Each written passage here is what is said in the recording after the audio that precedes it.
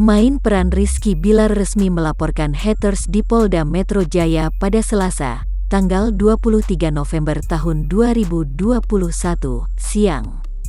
Saat membuat laporan, ia juga menyerahkan sejumlah barang bukti ke pihak kepolisian. Hari ini kita resmi melaporkan beberapa akun yang sudah kita data, dan tadi sudah kita berikan buktinya, ujar Sandi Arifin saat ditemui di Polda Metro Jaya, Kebayoran Baru, Jakarta Selatan, pada Selasa, tanggal 23 November tahun 2021.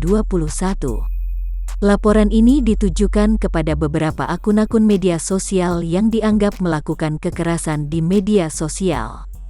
Karena dinilai sudah keterlaluan, akhirnya suami dari pedangdut Lesti Kejora itu pun memutuskan untuk melaporkan beberapa akun ini kepada pihak yang berwajib. Terkait bentuk ujaran kebencian dan pengancaman yang diberikan oleh haters, pihak Bilar tak menjabarkannya. Hal ini nantinya akan dijelaskan olehnya langsung kepada penyidik. Bilar menambahkan jika bentuk ancamannya ini bersangkutan dengan dirinya dan membawa keluarganya.